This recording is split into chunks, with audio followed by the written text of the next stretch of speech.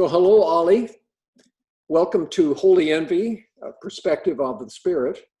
And we have Dr. Ben Hubbard, who is going to be a presentation today, Cousin Wars, Why Intramural Religious Strife Can Be So Nasty, which is topical at the moment. And Dr. Ben Hubbard is Professor Emeritus of Religious Studies at California State University, Fullerton, where he has taught for the past 35 years, 15 of them as department chair.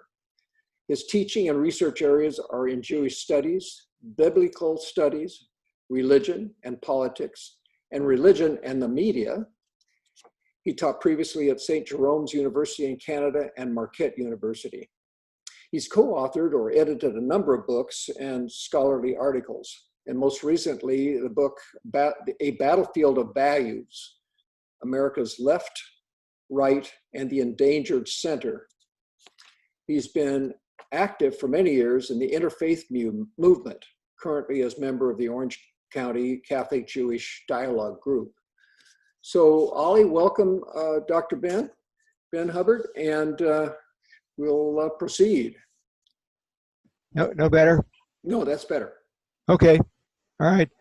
So let's get my PowerPoint up here.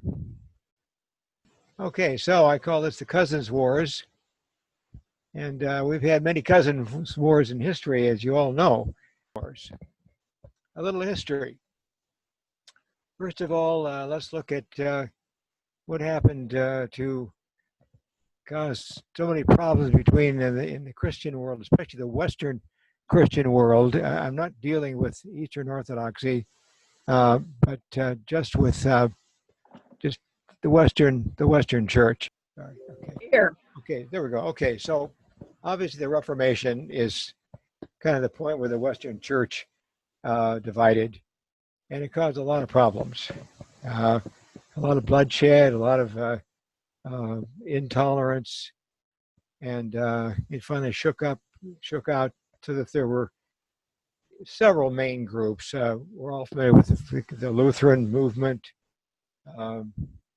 with Calvinists, which usually is seen in terms of churches like the Presbyterian Church in particular, Anglicans, what we call Episcopalians, and then a whole group of so-called Anabaptist churches which believed in adult baptism. Some of the churches took very radically the notion of nonviolence, especially Mennonites and others who broke furthest away from the Roman Catholic tradition. So within 100 years, you had this kind of panoply of different Protestant groups, and with the Catholic Church remaining staunchly the same, but the two groups were really split. There was really not very much love lost between the various Protestant movements and Roman Catholicism. And that situation remained really right down into the 1940s and 50s. But anyway, let me not get ahead of myself. It's clearly the fact that America began as a Protestant nation.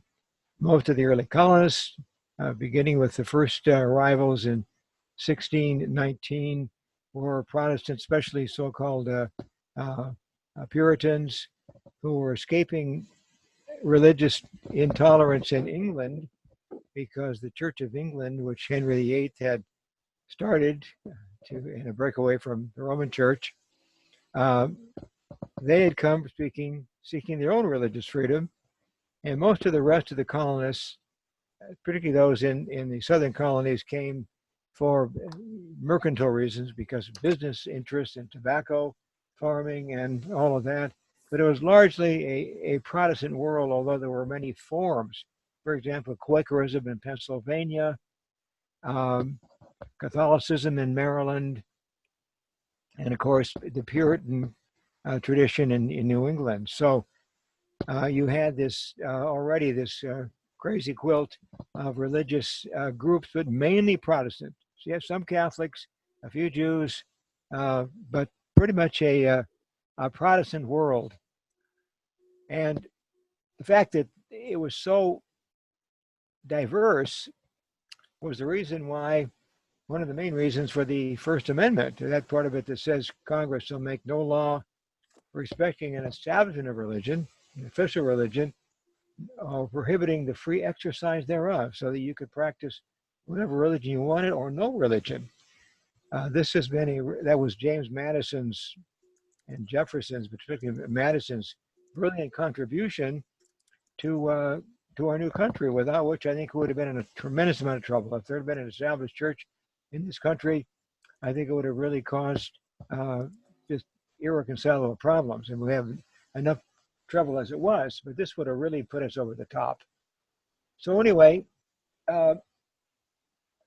gradually Catholic immigration began in the mid-1800s in particular, and after the potato famine in Ireland, many Irish immigrants came to the United States. Polish immigrants came to the United States. Little by little, the number of Catholics grew, but there was a lot of hostility. There really was extreme hostility to Catholics. They were called papists. They talked about popery, and a lot of the feelings about Catholics were about as negative as they were about Mormons, who also were very much under the gun. And so, in that situation, continued for quite some time. But gradually, of course, it eased a little bit more and more. I mean, Al Smith became governor of New York in the 1920s, and then, of course, ran for president. And it was his Catholicism that actually may have kept him from being elected president. So, anyway, a long slog to greater toleration. Well, then along came the election of JFK in 1962, although he had to make a rather impassioned plea to the ministerial clergy of Houston before the election, in which he pointed out that he would not take orders from the Vatican, that he was president of the United States and was not beholden to the Roman Catholic Church for the way he governed, that his private faith was Catholicism, but, there was a wall, there was a separation. So that had a lot to do with changing the climate even more. And I think the final really important move in terms of moving Catholic and Protestant closer, and it was kind of the opposite of the Cousins Wars, was the Second Vatican Council. The Catholic Church has had about 20 these universal councils where all the bishops from the world would come together to debate issues of Catholic law and liturgy and so forth. And Vatican II was rather amazing because it really ushered in a whole new period. Pope John the 23rd, the charismatic pope who started this, said that the Catholic Church needed some fresh air, needed to open the windows. Aggiornamento was the word he used. Revitalization of the church. And by goodness, it did. It was quite a revitalization. The Catholic Mass could now be celebrated in English or Spanish or Russian or whatever language the people were wanting to worship in. The altar was turned around so that the priest faced the people. There was an outreach to Jews in particular to make clear that Jews as a people are not responsible for the crucifixion and death of Jesus. It was really revolutionary, and so that also helped to make things actually better. So a lot of this was progress, which is all to the good. Okay.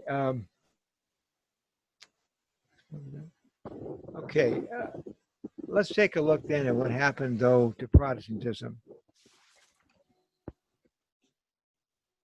Initially, I'd say right up till the latter part of the, mid 19th century, mid 1800s, the Protestant world was, even though there were many different denominations, Methodists and Lutherans, Presbyterians, Baptists, and so forth, there was a kind of a universal consensus that the Protestant country, Protestant world, they played by many of the same rules. The Bible was central. But then a couple of things happened. First of all, the markup or the years before the Civil War and the abolitionist movement, as I mentioned there, where Northerners like William Lloyd Garrison and others began to really see that slavery was just utterly unchristian, immoral, and had to be stopped. But of course, the world of the South felt very differently, of course. And little by little, as the war approached and as war came, there was quite a division of some of these churches, so that you had Northern Baptists and Southern Baptists, for example. And that rift has never been healed. So the situation of division begins then, and then a second movement comes along. That is, as I say there on the screen, scientific criticism of the Bible. There had been some of this before. Spinoza and others, even some Christian scholars in the Middle Ages, had begun to good lessons. Anyway, there had been some questioning beginning already. Richard Simon, the Frenchman, as I said, Spinoza, had begun to say, listen, there are conflicting accounts in the Bible of the creation story, the flood story, and so forth. So that around the edges, they were trying to say that, listen, the Bible really has to be understood more critically. Well, anyway, the next move was really the German and French scholars in particular began to say that the Bible had to be looked at critically with literary tools, archaeology, philology, language. And in the midst of that, of course, questions arise or opinions arise that, well, maybe Jesus didn't literally walk on water. Maybe the story of his walking on water was meant to symbolize that just as God had parted the water so that the Israelites could escape from Egypt, so Jesus, as the Son of God, is seen as conquering the waters. Well, okay, that pleased a certain segment of liberal people, but the conservatives found that to be utter heresy, because once you open that door, what's next? The virgin birth, the miracles, where does it stop?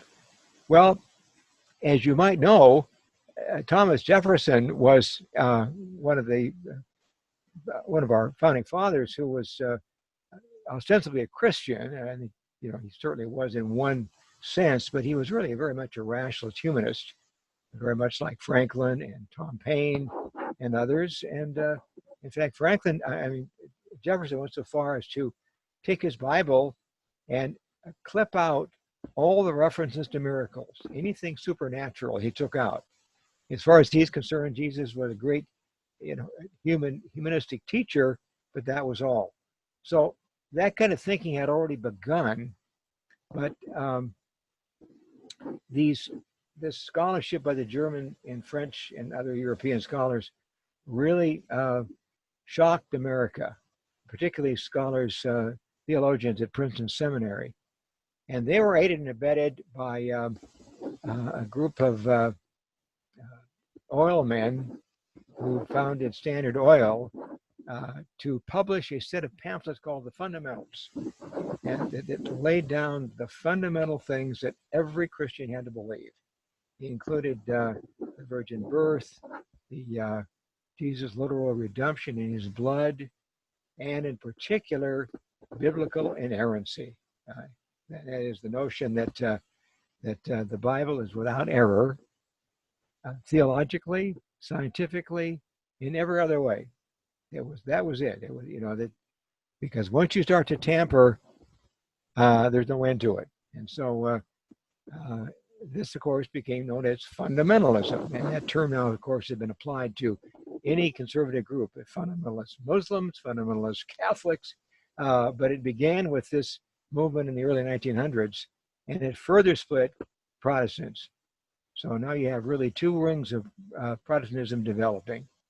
So you would have several kinds of Lutherans, several kinds of Baptists, several kinds of pretty much liberal wings of all these historic churches had come to pass based upon how they felt about the two issues I mentioned, you know, how one takes the Bible, and the question of slavery, and of course many other issues as well. So there was a real divide that in many ways parallels the way political divides happen and the way human nature happens. I mean, people are going to be progressive or conservative in religion as well as in politics. It just what goes with the territory of what human nature is all about. The problem is when you end up with irreconcilable differences, then what do you do? Okay, so let me get back to the. So the decision in 1973, you know, legalizing abortion during the first trimesters, two trimesters of a pregnancy, really was a shot across the bow for a lot of Protestants. Although I must say that, to be quite candid, for quite some time, the Protestant world, liberal and conservative, figured abortion was just, you know, it was, you know, okay, it was a necessary thing, maybe a necessary evil, but at least it was done, and nobody really thought too much about it.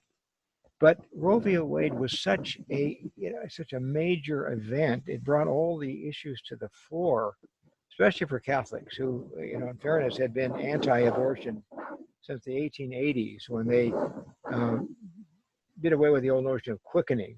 They used to have the idea that, you know, before, you know, first child first moved in the uterus, that abortion was okay. But they finally decided in the 1880s that from the moment of conception, no abortion. But Protestants didn't get on board for a long time, and in fact, in the early years after Roe v. Wade was passed, there was an editorial in the in a Southern Baptist newspaper that in effect applauded the decision. That, you know, shocking to hear that, but that is the fact. But little by little, a kind of a new consciousness came to be, and I think a new political consciousness too, a sense that this is something that we can rally the troops around. Now that sounds a little bit cynical, so I want to be clear that I think there were many people who finally took a second look.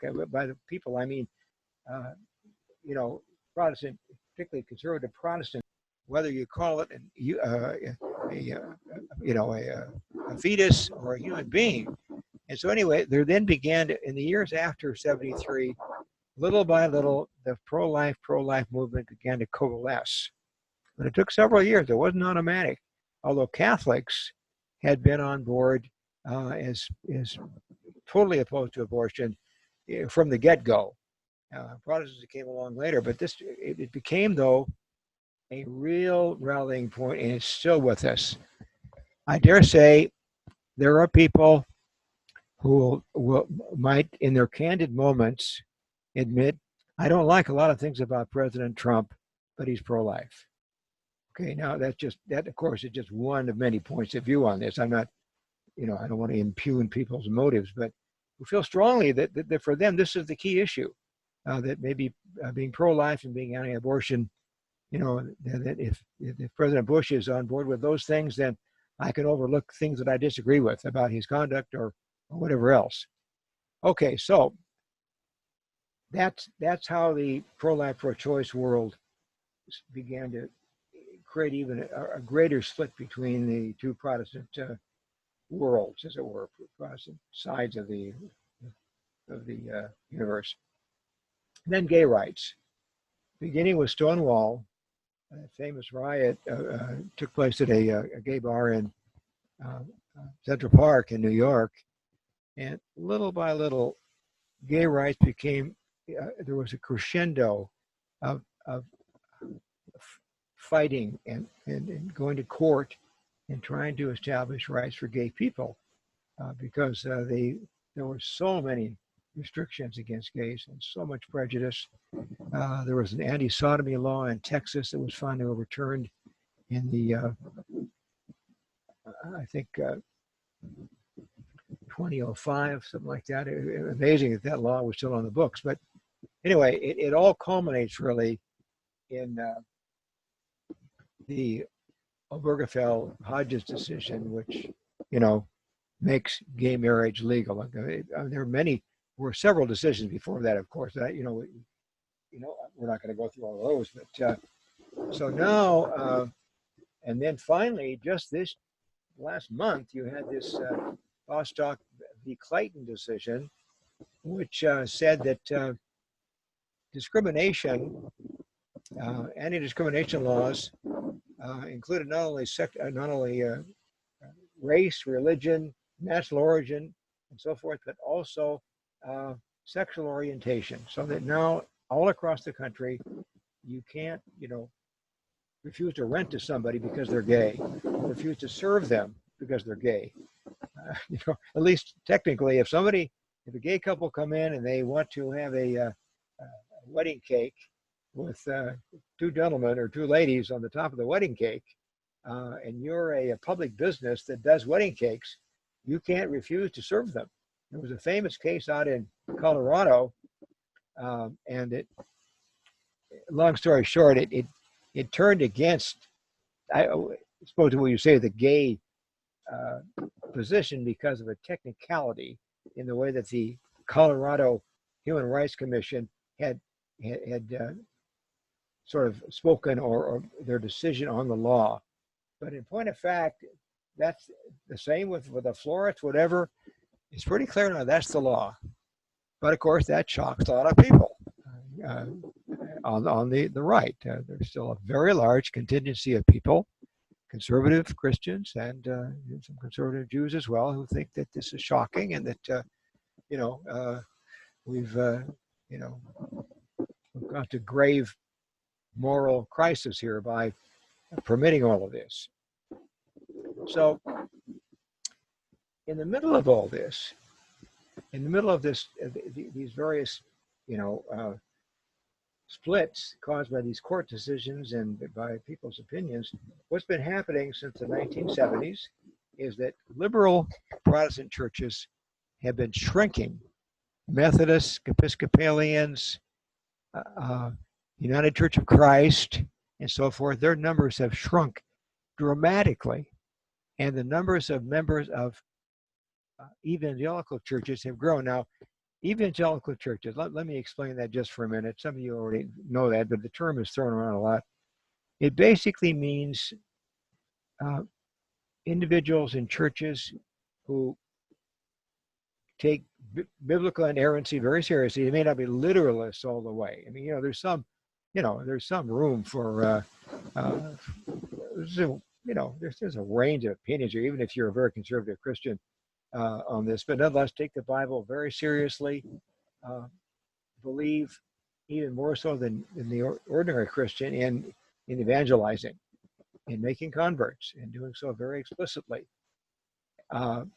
in being opposed, of course, to gay rights and to abortion, and feel very strongly that Christian schools ought to be supported by the government, and the government shouldn't meddle in the affairs of private universities and so forth. So a whole kind of a evangelical philosophy has grown up in churches like Calvary, Saddleback, and a whole bunch of others right here in Orange County, which has kind of been in many ways a center of the growth of the evangelical movement. I mean, there are differences and so forth. In fact, Saddleback is actually a Southern Baptist congregation, but you think of it as a evangelical. So there's this whole world of evangelical Christianity, which has these various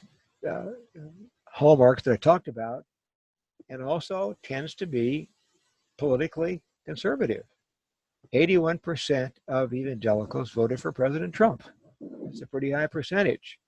So, the religious splits are being seen now, of course, in the political world as well. And that's not my main focus, of course, today, but that is the way things have been. No question about that. Okay. Catholicism. All right. A little more complicated, I would say. As I mentioned, Second Vatican Council was a high water mark. And for many, many Catholics, it was just a liberation in the sense that there was a green light to interfaith dialogue with other Protestants and Jews. There were a whole new way of looking at Jews vis-a-vis Christians and Catholics. The Mass was revitalized, but there were some people who liked the Latin Mass. They were a minority, of course, but you know, a lot of people were kind of shocked by how far the church went. In fact, the papacy of John 23rd was followed by that of Pope Paul VI, and gradually, especially with Pope Saint John Paul, there was a movement of Catholics back to more of a conservative orientation. So they didn't, you know, overturn the writings and proclamations of the Second Vatican Council, but they certainly kind of put a damper on them in a certain sense. I mean, it's not the best term, but they kind of moderated the new Catholic world. So anyway, a key kind of a symbol of that was 1968. Pope Paul VI had set up a commission to study this whole question of whether artificial birth control was a moral choice. And he brought in scholars of, theologians, ethicists, biologists, Catholic biologists, and so forth, for many, many meetings. There was a very large group of, I think, over 100 scholars in all. And then, of course, there was a smaller group. And it turns out they did, in fact, think that the pill, in particular, should be a legal moral choice. That it didn't really do any, unlike, say, a condom or foam or whatever, it didn't do any, it was like a physical barrier. And there was a lot of hope amongst liberal Catholics that birth control, artificial birth control, would be considered a proper moral choice for Catholics in some situations. But the Pope didn't rule that way. And that disappointed a lot of Catholics. Were really, really crushed by that decision. In fact, a good number of Catholics left the church over that, and I'm sure other things as well, of course. But so that was a very, very much a high water, you call it a low water point for a lot of Catholics, and it symbolized again that the Catholics more and more began to look at the world differently. Some liberal, some conservative, and as I say there in the third bullet point there, most Catholic couples have used contraceptives at least at some point in their marriages. Very high percentage, almost 100%. I must point out, though, in fairness, there is something called natural family planning, which some, especially conservative Catholic couples, have used. Sometimes called the rhythm method. That really is not a very accurate way of describing it, but that's the term that used to be used. Natural family planning involves a rather disciplined use of what do I want to say? Temperature readings and other indications of when a woman's menstrual period is on, or when her various cycles in her sexual life, such that you could work around those, and when a woman was ovulating, you could avoid intercourse. And I'm not an expert on this, but I think it's had some success. But it's not fail-safe. It's just not. So, as I said, most Catholic couples have used birth control despite what the Pope has said. And finally, on the question of abortion, Catholics still are more conservative than liberal Protestants by far on the issue. But there's a division there as well. As I say there, about a third of practicing Catholics are pro-choice. And you've had over the last, well, really since Roe v. Wade, you've had this situation where Catholic politicians like Mario Cuomo, Joe Biden, and many others, Nancy Pelosi, will say, I'm personally opposed to abortion, but in a society like ours with various points of view, various strongly held views on whether abortion is a moral choice or not, I have to respect the wishes of a wide number of people who have very different views on when life begins and whether abortion in fact is legal or not. And so Catholic politicians, including Biden, will say that they think abortion to be kept legal, safe and legal. But that's been an ongoing source of tension between Catholics and many as I note there, 65% of non-practicing Catholic. I think practicing means if you go to church twice a month, you're considered to be a practicing Catholic or practicing Lutherans or whatever. So anyway, another big split here, which has caused a fair bit of tension between Catholics. Now, it's not as though there are not two Catholic churches, of course. There's not the liberal Catholic Church around the corner and the next half a mile away, a conservative Catholic Church. That of course doesn't exist, but within the Catholic Church itself, there are these tensions between people, and they mirror political tensions, of course, in so many ways. These things are so parallel. I mean, not a perfect parallel, but very parallel in terms of the way people look at these issues. I think it's human nature. You tend to be conservative religiously on the issues like this. I think you tend to be conservative politically, and vice versa with liberals. Okay, as I say there was a long period beginning with the destruction of the temple in the year 70, and that was really the end of the Jewish Commonwealth. I mean, the Romans really destroyed the Jewish state for all intents and purposes, and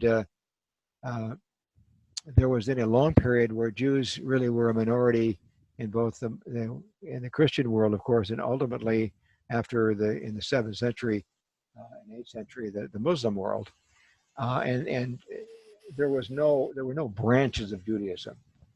There was just being Jewish and living a Jewish lifestyle, Sabbath observant, and so forth. I mean, there were disputes. I mean, about, for example, mysticism. A country about to what extent the whole Kabbalistic, so-called mystic movement should be a part of mainline Judaism. But in general, there was kind of there was one kind of Judaism, rabbinic Judaism was called, the kind that the rabbis put together after the temple's destruction and the writing of the Talmud, which was a huge interpretation of the Bible, especially the Torah, the first 5 books.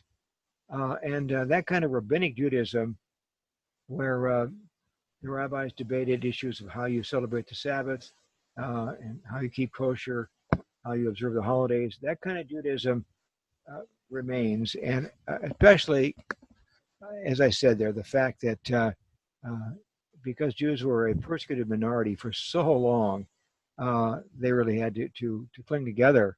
There was some, intramural debate, but it was mainly, the Jewish people have to stay together in the light of the many persecutions that went on for so long. All right, then the European Enlightenment in the 18th century, 1700s, sparked something called the Haskalah, which is Jewish Enlightenment movement. And Spinoza, Baruch Spinoza, who later changed his name to Benedict Spinoza, which they're the same word. Baruch means blessed in Hebrew, and Benedict or Benedictus means blessed in Latin. Anyway, he was very radical in his views on biblical interpretation. He was one of the, as I said earlier, one of the first to to begin to question the literal meaning of the creation stories and the flood and all kinds of other things. And for his trouble, he was excommunicated from the synagogue what was it in Holland, in Amsterdam. And so anyway, many Jews began to look more critically at their tradition, and in particular, there was the issue of the organ, which might seem like a small thing, but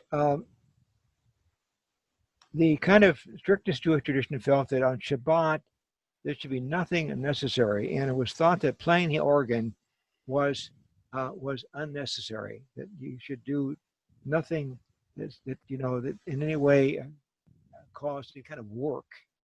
Now, of course, you couldn't have a service if the rabbi wasn't working, but so choral singing was fine, but not with an organ. Well, then here you had Germany with all its wonderful music, Bach, Beethoven, and all the rest. So in light of this kind of Enlightenment movement, more liberal German and Austrian Jews began to say, hey, listen, an organ's an organ. I mean, it really doesn't violate, any more than having somebody sing. So little by little, there was a sense that there had to be an opening up going on. Now, of course, many Jews didn't accept this, but okay.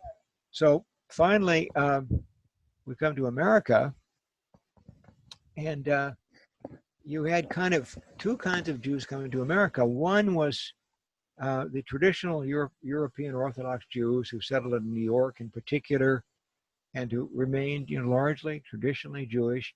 And then there was what you might call the Midwest contingent. That is, the Jews who followed in the footsteps of Rabbi Isaac Meyer Wise, who changed his name from Weiss to Wise, and who revolutionized Judaism and what would become known as Reform Judaism. And in the sense that he went as far even to say that Jews should celebrate Shabbat on Sunday. I mean, some of these things were really radical, and things like separate seating had been the tradition forever, men and women sitting apart. He did away with that. He liberalized the tradition in many ways. Did away with the bat mitzvah, for example, and so he really was quite radical in his thinking, and so that's led to quite a split. Okay, there's the slide I wanted. So Wise begins this whole new kind of Judaism called Reform Judaism. Got its roots in Europe, but really it was Wise and his followers who said, it's a new age, a new world. We need to look at Judaism as a modern reality and not just the traditional Judaism. Well, anyway, the Orthodox, of course, were shocked by this, and so they fought back and they condemned Reform Judaism. And out of this came another movement called Conservative Judaism, which tried to conserve the old classic rabbinic traditions and yet move forward. So they were kind of in the middle. And so, in fact, today we have those three branches. There's a fourth one too, but let's not complicate things for the moment. So you have Reform, this new movement, Reform, and then Orthodox on the other side, and conservative Jews trying to kind of take a middle ground. And so what you have today is a situation where an Orthodox rabbi would never say to a Reformed Jew, you're not Jewish, but might say that you're heretical. You're not really practicing Judaism. And you'll have situations whereby, for example, a Reform rabbi might invite a Orthodox rabbi to come and speak in the Reform rabbi's synagogue, but not vice versa. That wouldn't happen. There's a sense in which there's real Judaism and there's this this radical Reform Judaism, which really isn't Judaism at all. It's just kind of a mixture, a caricature of Judaism. Okay, and finally, so there's been a lot of tension still ongoing between the branches. Although once again, even there, when anti-Semitism raises its head, as it has today in Europe in particular, there is kind of a closing of the ranks. But nonetheless, there are some very real differences between the branches today. And I mentioned there the book, The Chosen. This goes way back, a book that by Chaim Potok about how Potok, who was conservative, met these ultra-Orthodox Jews, the kind that you see with black hats and the long side locks and so forth, and was shocked because he'd never really encountered those people before. So, a lot of differences and a lot of tension still going on, even though there is some kind of overriding similarities.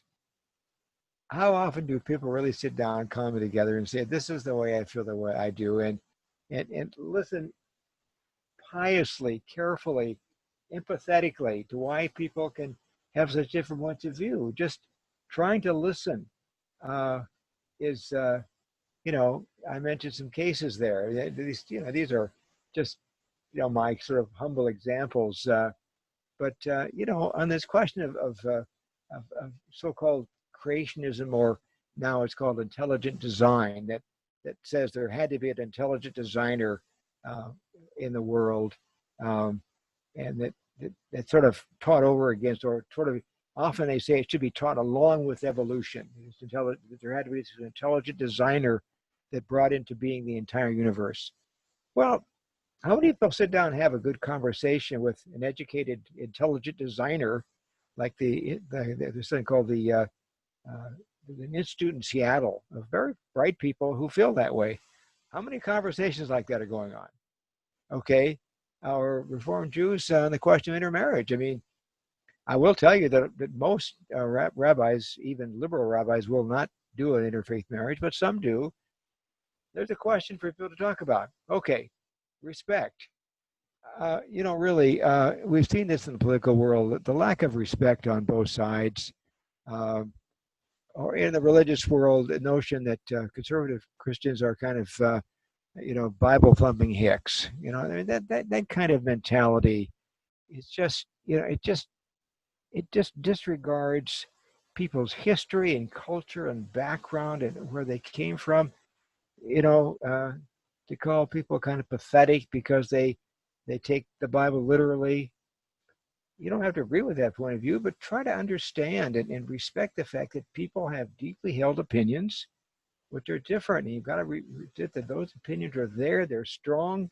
You're not going to change them really, but you can at least try to listen and respect the fact that in this world, we have all kinds of viewpoints. And thank God in America, you can have those viewpoints and not be put in prison. And that's not true in many countries. And finally, very quickly, compassion.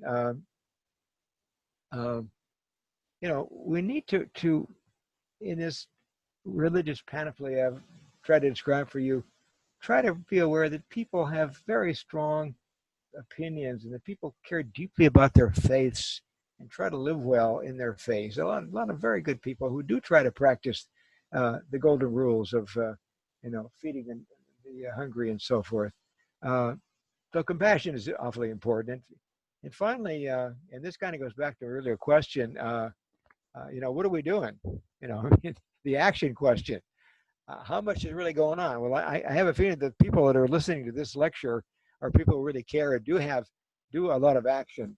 But, a lot of people would just sit back and say, I can do nothing. Well, you can do a lot, even in the Zoom world, even in the COVID world. There is so much that can be done to try to heal the world and make it better. And it's really hard right now. I think we all feel that way. But I just think we can do better, all of us. And I'm speaking about myself, of course, too, very much so. That I haven't done very much. So this is just a modest proposal here of some ways we could do better. People could talk to each other more. It's hard. We all have relatives or friends who are diametrically different from us on religious and political and cultural questions. But we have to at least try to listen, which is hard, keep a sense of humor, keep some perspective, and try to see areas where we can make common cause. And just in conclusion, the common cause for me is taking care of one another, standing up to injustice, fighting a good fight, and not giving up despite the fact that this is a pretty tough time for the world. Okay, peace out. That's all I have to say. Any questions or? Thank you. Thank you. Okay, it's a pleasure. Looks like we need another session coming up maybe after the summer session's over on just what's going on, or maybe that's too late, I don't know. But we have a lot of things to discuss on the current situation here in the United States, which is deplorable, absolutely deplorable. So we have our next session is on July 9th. John Raphael will be the speaker, and I don't have in front of me the topic, but hope we... The Holy Spirit. Holy Spirit, thank you. So hopefully everybody, Holy Spirit, hopefully everybody will be joining us on July 9th. Thank you, Ron, for helping today. Thank you. Okay. Thank you, Elaine. And thank you, Doctor. And thank you, Ron, and everybody for joining us. And you have a wonderful day, everybody. Thank you. Okay. Thanks, guys. Thank you. Bye. Thank you. Bye-bye.